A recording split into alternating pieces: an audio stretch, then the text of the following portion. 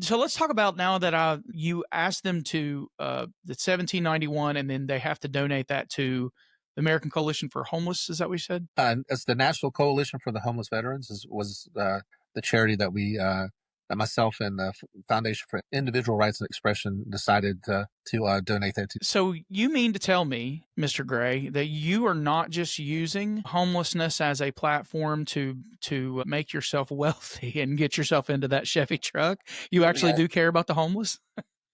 I do. I actually do care about the homeless. I remember years ago, and this is when I was a truck driver with Winn-Dixie. It was a day where there was a summertime, there was a hurricane coming, and when there was hurricanes coming, being a truck driver for a grocery store chain, they'd work us 18 hours. They'd suspend the driving restrictions on hours and stuff like that, and we were just constantly running stuff like just nothing but trucks of pallets of water, pallets of ice, pallets of food, and stuff like that to these stores. And I had worked like 18 hours this one day, and I was going to the last store that I was going to go to for the day. I forgot my wallet at home that day, and all I had on me was $1 bill and a quarter. And I ran all day that day, and I didn't stop anywhere and get anything to eat or do anything like that. I just kept running and running, running. And I was at my last stop in downtown Jacksonville, store 50, which is on 48th and Main. I got down out of the truck, and I was like, back then they had in the deli section of this Winn-Dixie, they had a chicken sandwich for $1, and they had chick sodas in the machines for 25 cents. And that's exactly what I had, $1.25. I'm gonna go get myself a chicken sandwich and a check soda, and I'm gonna help them unload this truck, and I'm gonna go home. As soon as I get down out of the truck, there's this homeless guy who walks up to me. It was the weirdest thing now that I think about it. He asked me for exactly what I had. Hey man, you got like $1.25 on you that I can have that can help a man out? And I said, yeah, that's exactly what I got on me. And no, you can't have it because I've been working my butt off all day.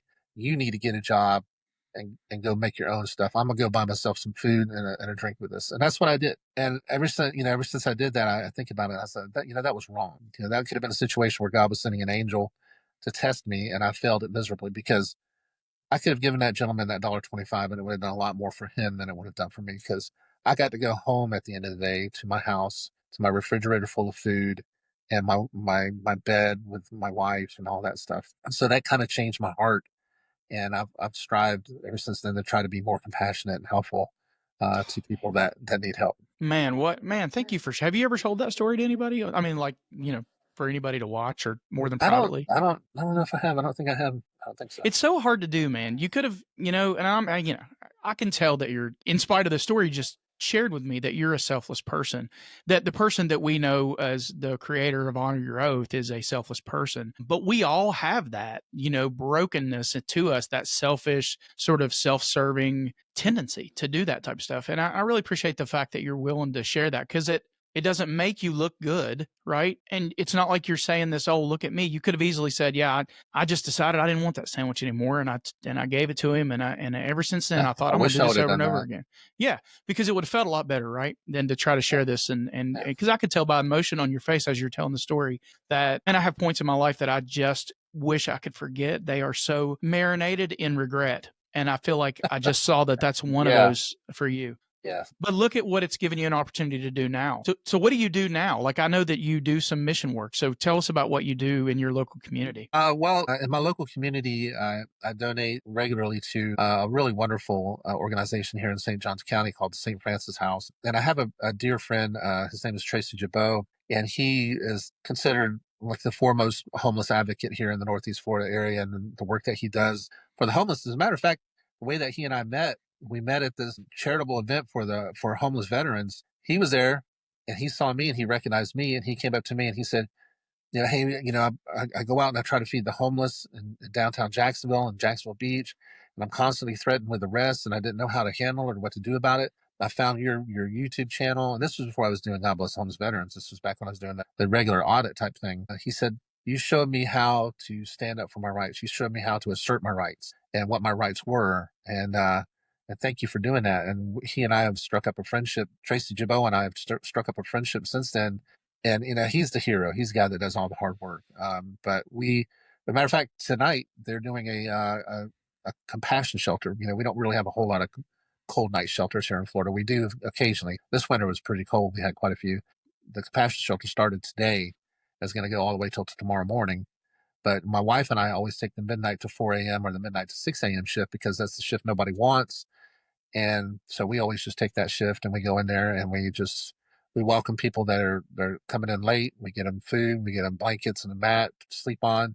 We just kind of keep the peace. And my primary objective is that my good buddy Tracy Jabot can go home and get some sleep and then come back in the morning. And he tells me, when I know that you and your wife are there, I can go home and get some sleep. So it gives me comfort because he's the one that does all the work. He organizes it all. He brings all the supplies. He does all the stuff. The wife and I just get to look like heroes because we take the midnight to six shift, which is really just kind of the easiest shift to take. Not Just a stuff lot like that. happening, but everything could go wrong during that shift, Yeah, right? yeah, it can be. It's definitely a challenge. It is definitely a challenge. Because a lot of the homeless folks that we encounter at the shelters have mental illnesses, and for some reason they all seem to have knives. So you got to really kind of watch out for that, and just be the peacekeeper. And a lot of those guys are always accusing each other still and stuff. So you just kind of have to be in there. Hey, look, guys, let's be cool. But it works out good.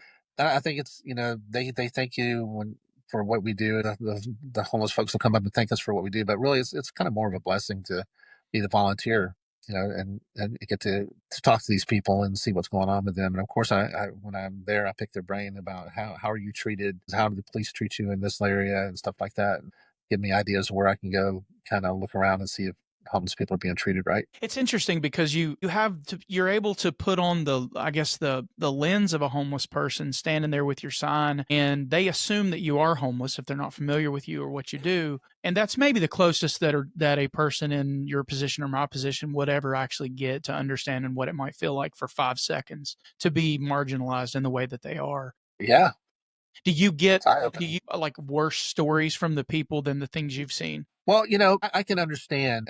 I don't go out there and try to. I don't.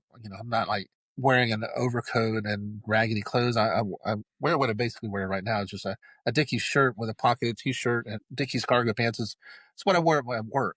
And I go out there and I hold the cardboard sign, and I'm always wearing an Apple Watch and everything. So people just make their own assumptions. I can kind of understand if they see me holding a sign and saying "God bless our homeless veterans, please pray for homeless vets."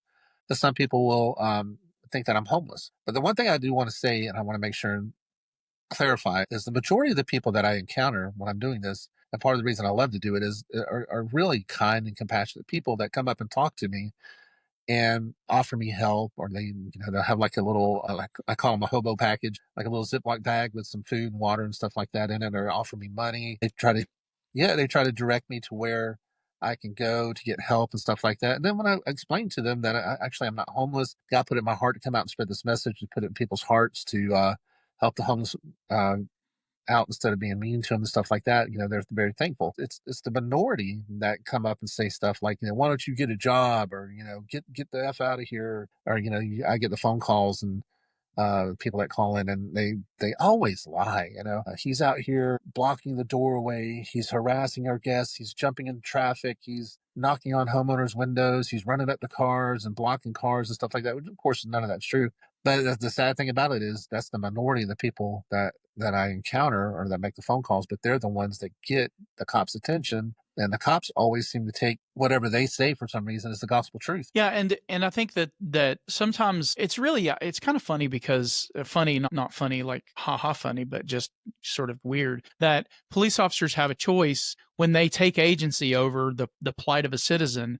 They always seem to take agency over the plight of the citizen that wants to moan and complain about what you're doing. They're not taking agency over the compassionate citizen that offered you water or said, they're treating Yeah, you, you know what I yeah, mean? And it's really good weird point. because they get a choice. I'm like, what about all the people that have come up to me and been nice to me, and we've had conversations, and I've had this freedom of association with these really kind and beautiful and compassionate people. Why does the one person or the two people that call and say that I'm doing things that I'm not get agency? Why is it that way? Yeah, and it's funny, Justin from the Random Patriot. I'm sure you watched his channel. He'll put out there how many positive reactions that he gets, and then how many negative reactions he gets. I put that in my videos. I always put that. There's usually at least 3 or 4 interactions where somebody's coming up and offering me help, and we explain to them what I'm doing, and they're like, "Oh," I usually put a minute or two of the interactions with the public that I have, and a lot of those are those positive interactions before the cops arrive or before the Yeah, restaurant or the business for owner. context, right?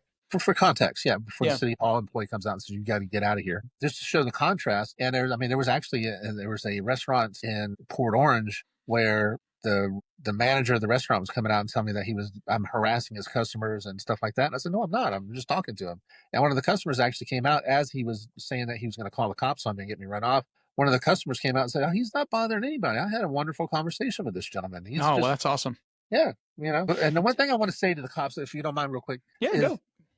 if you've received a call, first of all, the call that you receive is not a call from the president of the United States or the governor of the state declaring martial law and the suspension of our constitutionally protected rights. You got a call. You got hearsay. That's all you have.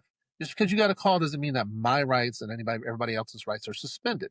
Arrive on the scene, especially if it's a scene like with my situation where you got a call about a guy that's holding a sign that they assumed was homeless. You're not arriving on an emergency scene where there's like threats of violence or guns and domestic violence or something. Come to the scene and actually do a proper investigation. Talk to me. I'll be more than happy to tell you what I'm doing, explain to you what I'm doing. Go talk to the complainant. Figure out what's going on and make rational, reasonable decisions based on investigations instead of being lazy jackasses and just demanding ID and threatening to arrest and trespassing. Yeah, it's interesting that the entire premise of the theater that's getting ready to unfold is predicated upon you knowing exactly what I'm doing. So maybe you should try to figure out what I'm doing, right?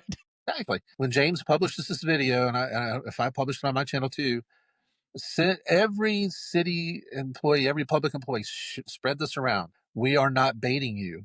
We are going out and engaging, or at least myself personally, and a lot of the other auditors. I'm going out and engaging in the most basic, fundamental, well-established, and cherished right that we have: freedom of speech on a traditional public forum. There is absolutely no excuse for you to come out and put cuffs on me and arrest me and charge me with crimes, especially felony. I want you to honor your oath to respect what I'm doing. Even if there's somebody that doesn't like it, you should know better than to come out and arrest me for it. Yeah, it's more of an invitation to prove that you understand the very basic fundamental thing that you're supposed to be doing, right? And Instead yeah, of, and for cops to say, and when I'm doing these lawsuits, these attorneys in Mississippi, and I don't care saying this, they're saying, oh, they're not the only ones. You bait us, you trick us, you use your magical mind control powers and make us violate your rights. Okay, let's just assume for argument that that's true. What is the bait that I'm using? A sign that has the message of God bless our homeless veterans on it and please pray for homeless veterans. That's what you're being baited by. I yeah, would be ashamed and embarrassed to use that as an excuse for my bad behavior. 100%. 100%. They should be ashamed and embarrassed.